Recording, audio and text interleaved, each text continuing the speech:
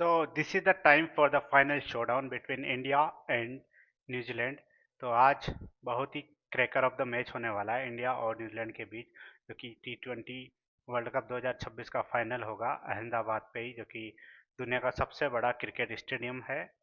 तो बात करते हैं दोनों टीमों की। तो दोनों टीम प्रॉपर सॉलिड नज़र आ रही है, और फ्रॉम टॉप टू बॉटम दोनों के यहाँ पर बल्लेबाज भी अच्छी फॉर्म में।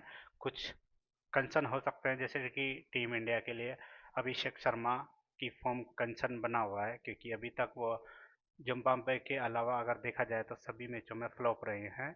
बट उसके अलावा भी बाकी अदर जो प्लेयर हैं उन्होंने अच्छी परफॉर्मेंस की है, इस वजह से टीम इंडिया अभी तक जीतती हुई है और उसी के बदौलत फाइनल में भी पहुंची हुई है।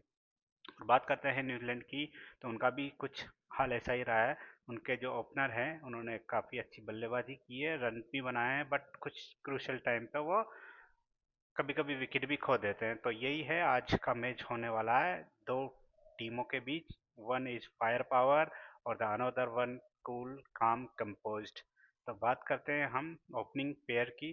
तो ओपनिंग पेयर में संजू सैमसन बहुत ही यहाँ पर क्रूशल रोल प्ले कर सकते हैं भारत के लिए, क्योंकि अगर संजू सैमसन स्टार्टिंग में ही अच्छी शुरुआत दे देते हैं तो भारत को बड़ा स्कोर बनाने में बहुत अच्छी मदद मिलती है, क्योंकि बीच जो मिडल ऑर्डर के बल्लेबाज हैं उनको सेटल होने के लिए टाइम लेने की ज़रूरत नहीं पड़ती, तो वो अपना गेम कंटिन्यूसली जो मोमेंटम है उसको बढ़ा सके और एक बड़ा टोटल स्कोर कर सके। तो उससे क्या है कि जीत आसान हो जाती है, बॉलर को भी काफ़ी रन मिल जाते हैं ऑन द बोर्ड, सो उनको डिफेंड करना भी इजी हो जाता है as compare to low total.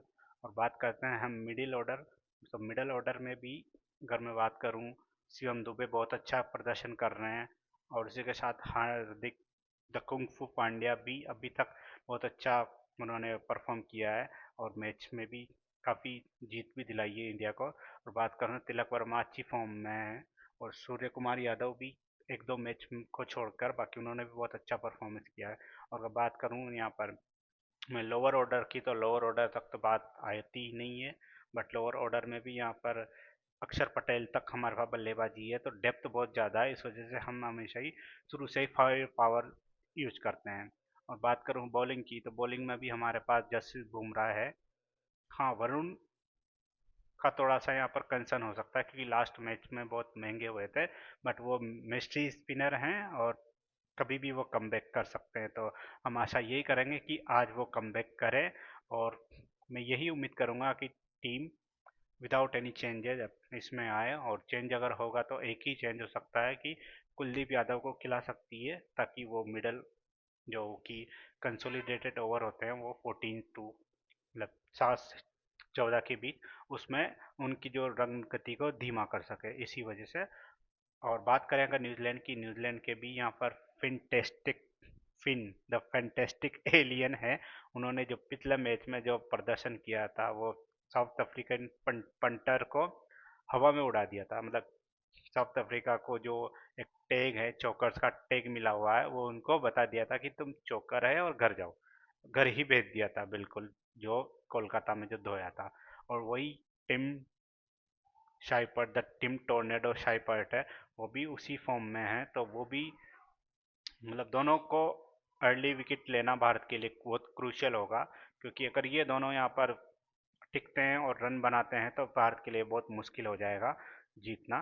तो बट हमारे पास बुमराह है, बुमराह और अर्शदीप बहुत अच्छा यहाँ पर इनके अगेंस्ट रिकॉर्ड भी रहा है, तो हम आशा यही करेंगे कि इनको जल्दी आउट करें। और मिडिल ऑर्डर की बात करूँ तो सचिन रविंद्रा इसमें ज़्यादा कुछ खास कर नहीं पाए। हाँ, उन्होंने रन बनाए, बट जो उनकी अगर मैं बात करूँ स्ट्राइक रेट बहुत ही कम रही है। और डिरेल मिचेल जो कि लव्स प्लेइंग अगेंस्ट इंडिया, वो एक कड़ी साबित हो सकती है डिरेल मिचेल। और ग्लेन फिलिपे को जल्द ही आउट करना होगा, क्योंकि ग्लेन फिलिपे बहुत ही डेंजरस है, बहुत ही फायर पावर है उनके पास। और उनका लोअर ऑर्डर में भी बात करें तो मिच सेंटनर तक उनके पास बल्लेबाजी है। तो बल्लेबाजी वाइज दोनों के पास अच्छी बल्लेबाजी है। टॉप ऑर्डर दोनों का फॉर्म में है, मिडिल ऑर्डर भी दोनों का फॉर्म में है। और बात करते हैं हम बॉलिंग की, तो बॉलिंग में भी दोनों यहाँ पर मतलब हेड टू हेड नज़र आ रही है, कमजोरी कहीं से भी नहीं है।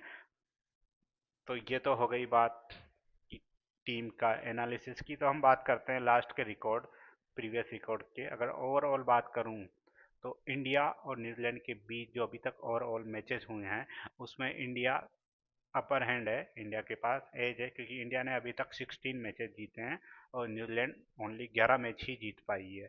तो इस मुकाबले के अकॉर्डिंग तो देखा जाए तो इंडिया का पलड़ा भारी नज़र आ रहा है। बट अगर हम बात करते हैं T20I वर्ल्ड कप की, तो इसमें बिल्कुल खतरनाक खेल खेला है न्यूजीलैंड ने, क्योंकि अभी तक 3 मैच खेले हैं और तीनों में क्लीन स्वीप किया है न्यूजीलैंड ने। तो ये एक समस्या का वो हो सकता है, बट आज हम चाहेंगे कि भारत इसको, जो फैक्ट है इसको तोड़े, जो मिथ है और जो उनकी मिथ जो रिदम चल रही है न्यूजीलैंड की उसको तोड़ के, और जो मुकाबला है भारत जीते। और बात करते हैं आईसीसी टूर्नामेंट्स की, तो आईसीसी टूर्नामेंट में न्यूजीलैंड का पलड़ा भारत भारी रहा है ओवरऑल अगर बात करूँ तो, क्योंकि अभी तक जितने भी मैचेस हुए हैं तो न्यूजीलैंड ने 7 जीते हैं, और सॉरी इंडिया ने 7 जीते हैं और न्यूजीलैंड ने जीते हैं 11। तो न्यूजीलैंड अगर आईसीसी टूर्नामेंट के अकॉर्डिंग तो अपर हैंड रखती है। और बात करूँ तो रिसेंट अगर हम जो T20 सीरीज हुई थी इंडिया और न्यूजीलैंड के बीच, तो उसमें भी 4-1 से हमने हराया था, काफ़ी इजीली हरा दिया था। तो अगर देखा जाए तो ये इजी ही एक जीत होनी चाहिए टीम इंडिया के लिए, बट ये आईसीसी इवेंट है और फाइनल है जहाँ पर प्रेशर पीक पे होता है, तो इसमें अर्ली कोलैप्स एक हमेशा भारत के लिए चैलेंज रहा है। लास्ट के कुछ अगर बात करूँ मैं आईसीसी इवेंट्स में, बस वही ना, वो एक सबसे बड़ी मिस्टेक हो सकती है, क्योंकि वो अगर अर्ली कोलैप्स होता है तो फिर भारत की टीम लड़खड़ा जाती है। जैसे भी आप देख सकते हो 2019 के वर्ल्ड कप में हुआ था, 2017 चैंपियन ट्रॉफी में हुआ था, उसके बाद अगर हम बात करें तो वही कुछ 2023 में भी रोहित शर्मा के जाने के बाद थोड़ा सा लड़खड़ा गई थी। तो वो ना हो और फ्रॉम टॉप टू बॉटम अच्छा प्रदर्शन करे, हम यही आशा करते हैं। तो मेरे प्रिडिक्शन के अकॉर्डिंग तो इंडिया जीतेगी और हम वर्ल्ड कप वापस जीतने वाले हैं। तो आपको गाइस क्या लगता है? Do let me know in the comment section.